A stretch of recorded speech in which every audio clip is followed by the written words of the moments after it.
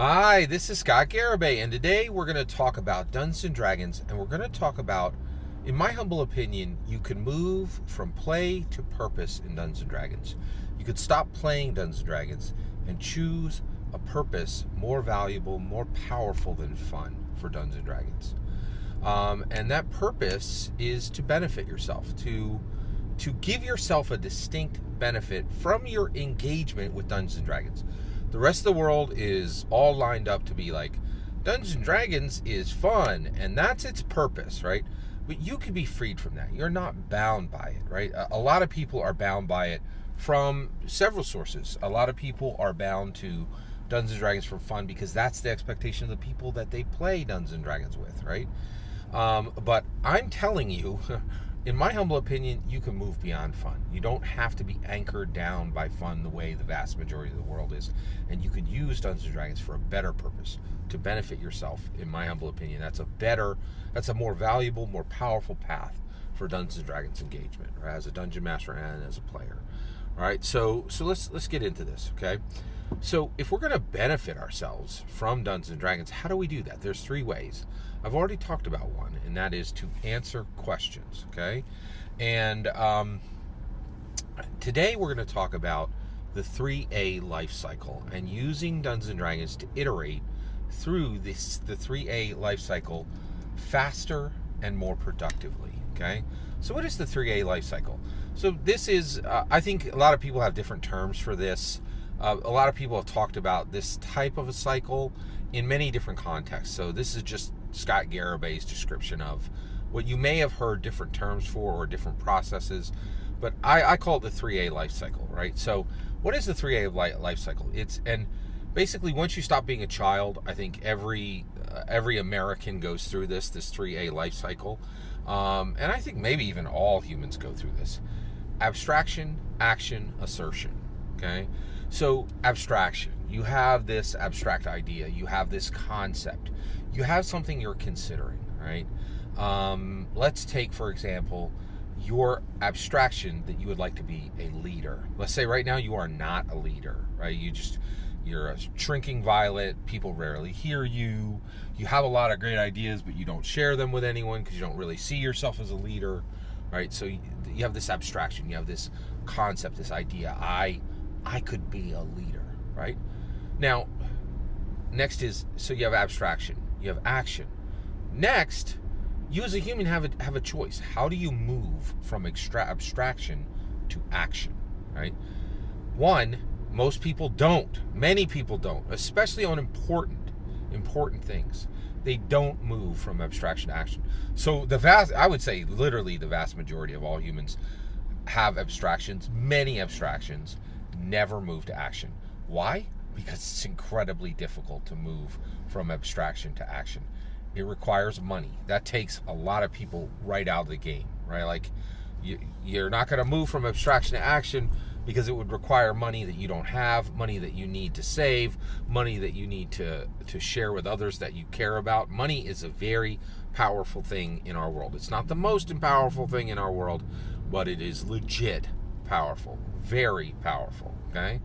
And so you have this abstraction, okay? And you want to move to action, okay? Now, without Dungeons and Dragons, it could be incredibly difficult, if not impossible, for most people to move from abstraction to action. Let's talk about moving from action to assertion. If you take that action, and let's say somebody actually moves from abstraction to action and becomes a leader, right? How do they know they became a leader? Assertion. They say, hey, they say to people they care about, am I more of a leader now? Right? They say to themselves, am I more of a leader now? They say to people that don't care about them and that they don't care about. They care, like associates or even strangers, right? Am I a leader? Right? Assertion, right? Looking at evidence in their lives. Is there if you literally have followers, you're a leader, right? Like you don't even have to ask anybody if you got 8 followers, right? That's, so do you have people following you? You're a leader, right? So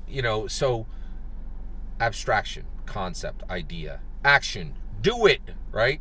Assertion, did I do it? Gather evidence, whether you ask people, whether you look at the facts on the ground in your own life, whether it's so shockingly obvious that you've acquired, you've actually accomplished you actually accomplished the abstraction to action cycle, right?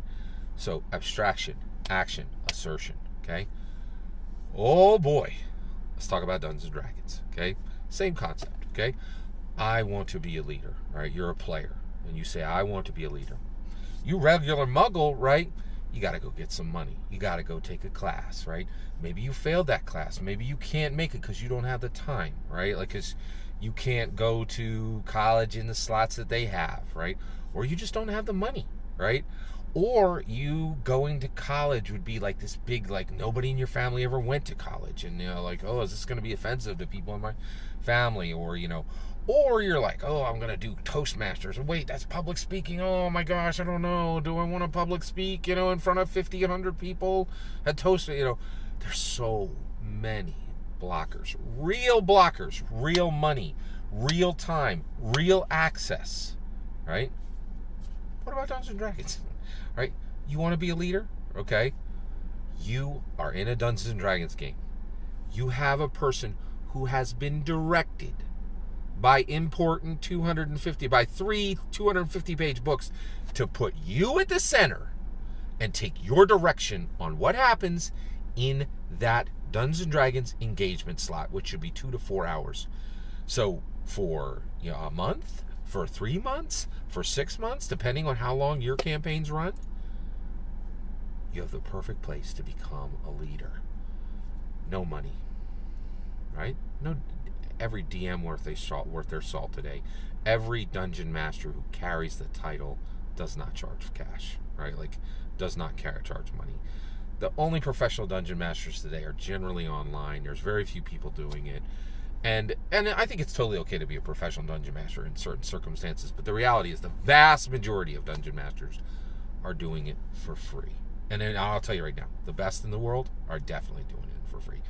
With the exception, even Matthew Mercer, he don't get paid, right? Like he dungeon masters, they turn on a camera, but like he started with no guarantee of pay, and frankly, I don't think he's doing it for the money now, right? The best dungeon master for free. So you have somebody who's there, and okay, so you drop in, right? And you're like, and you don't even tell the dungeon master. You're just like, I want to be a leader, right? And you realize there's 3 players at the table. I want to lead this group. I'm going to try to lead this group, right? And so you go in and you're like, and the dungeon master is like, are you going to Exandria? Or are you going to Athos? Right? And he says, and she, the dungeon master, ends the session at, are you going to Exandria or are you going to Athos? You have a week to decide, right? And you're like, hey, I want to lead. I want to decide, right? Like, and so you're saying, what can I do this week to get that decision made, right? And so you might call each one of the other players and just have an idea and like plant the seed. Hey, I think it'd be good if we went to Exandria. I want to go to Exandria, right? And next week you all to get together and they're like, and you like, hey, half-orc druid, where do you want to go? And the player's like, half-orc druid, you still don't know my character name? Votes against you, and you lose, and the whole party goes to Athos.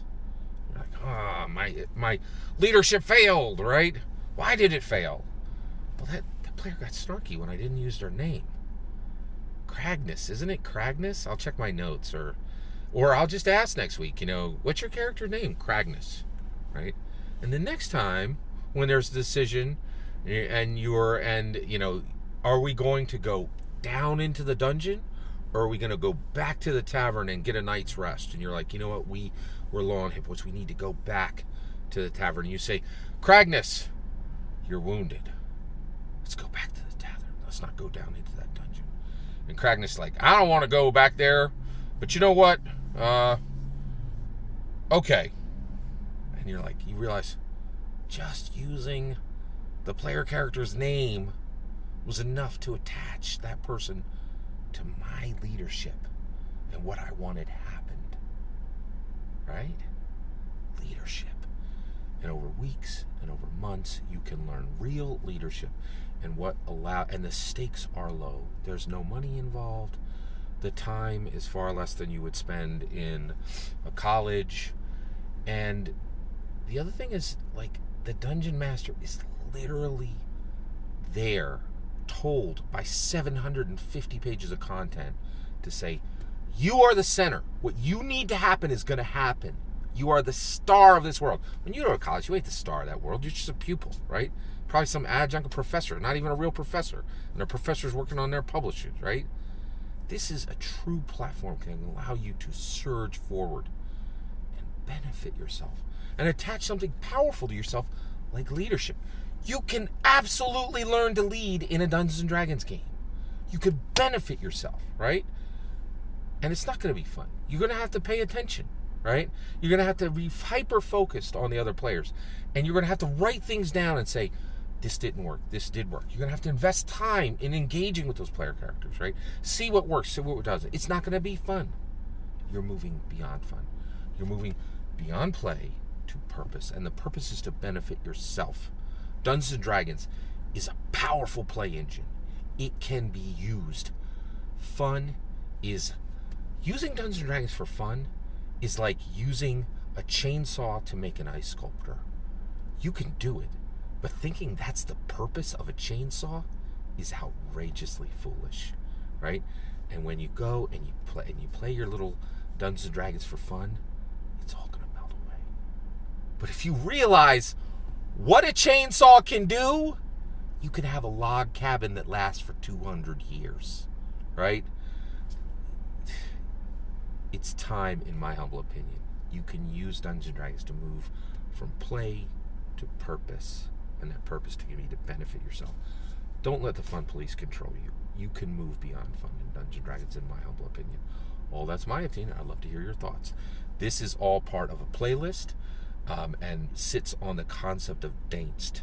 Listen to this in context to the entire playlist. All that's my opinion. I'd love to hear your thoughts. Let me know in the comments below. Please consider, and that playlist is linked below. Please consider liking and subscribing, and have a wonderful millennium.